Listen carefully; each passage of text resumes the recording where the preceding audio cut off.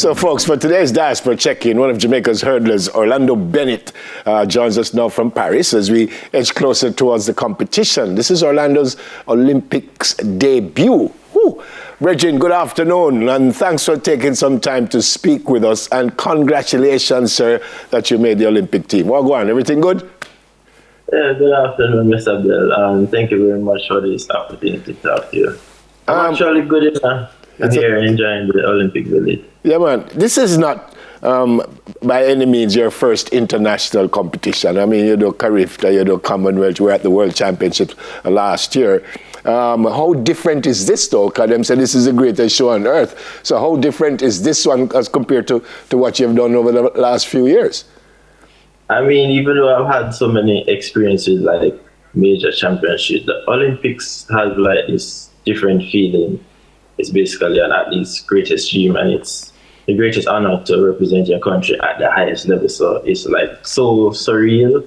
I'm both excited and like determined to just go out there and do my best. You're nervous at all? Nerves is relative.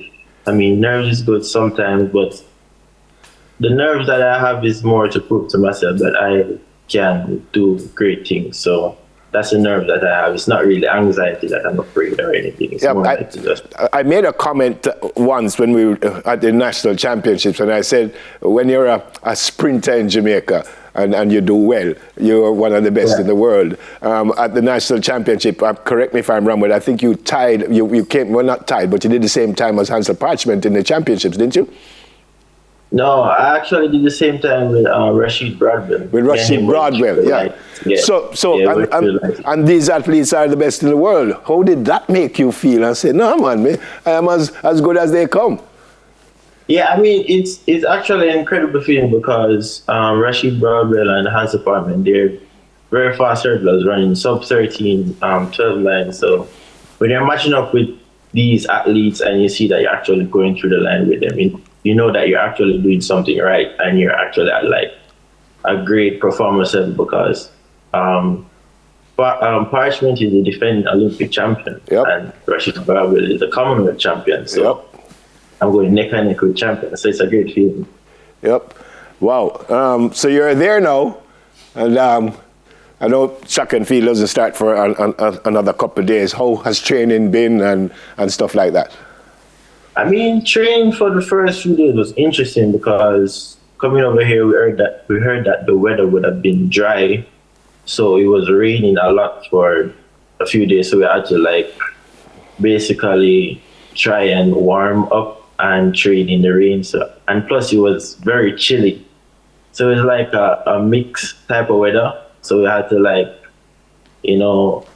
improvise. But today it's actually very hot. The weather just flipped on us, so it's an interesting weather. We just have to be like, which days it rains, we have to be like watching the weather update each day to see when we can go at what time. Yep. For the young athletes watching, by the way, why hurdles in the first place? Why never just go to 100 or 200 and relax yourself? Why hurdles in the first place? I mean, starting out at Calabar, I actually tried majority of the sports, but I couldn't do long jump. I mean, I was too heavy for like pole vault. I was too slow for sprints. When I was at high school, you had the Michael O'Hara, you had the Christopher Taylor, the Tariq Wilsons, Deja Russell, Michael Seaver, you name them. So I was like way behind in terms of speed. So like the obstacle event was the only option because even if you're faster than me and you make one mistake, I can catch up to you. You know me? So it's like I love the playing field. Yeah, but you still need some speed to do the sprint hurdles. I like humility, but you still need some speed to the sprint hurdles. Because you're more on leave if you don't have speed. Yeah, you do need speed. But I mean, it was just my best bet. I mean, if you should look at majority of my competitors, I'm like one of the shortest ones. So yeah, it's a event where I have to be like super technical. I have to be super precise to even match up with them. So it's always intriguing and it's always a challenge, but I mean, I'm always up for a challenge, so it's no problem for me. All right, here this strange question now. I'm putting you straight in the final. You are in the final. You're in lane 3. what do you think will be going through your mind when you look and say everybody best in the world beside you and stuff like that? What do you think would be going through your mind? I mean, the good thing about competing at Diamond Leagues, at these major events, is that I've competed with like most of these athletes already. And plus I've been going to a lot of major world championships with these athletes. So I know what to expect at the end of the day, and I know that they're going to come out there, and I know that they're going to bring their best. So I just have to tell myself that on the day, whoever is the best person is going to be the best person, but I'm going to put up my best fight to go for one of those medals. That's just my mindset. Self-doubt is never in my mind. What time you think you have to run to win this race? Based on history, at least a 13-0 low. I mean, best case scenario, 12-9 would have to win the gold at Paris here. Yeah, I was looking at and I saw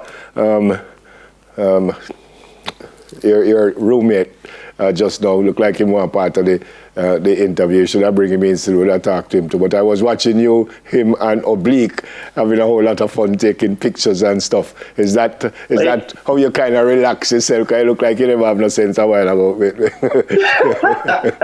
Yeah, I mean, I'm a fun person, so I like to be around other athletes. We tend to just go around and just chill, because at the end of the day, you don't want to be here and have this like stifling environment where you're just tense and just sitting there thinking about racing. So you have to just relax your mind, and then when it's time to go, it's just time to go.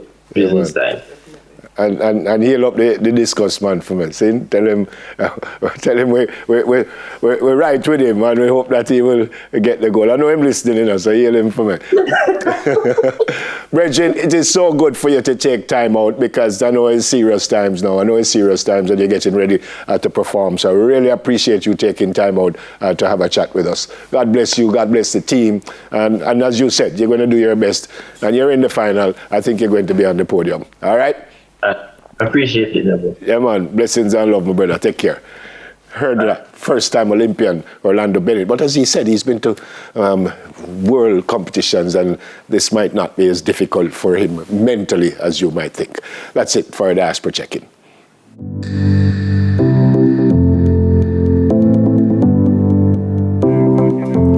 When we come back, we look at some less familiar Olympic events. I wonder what those are. So come.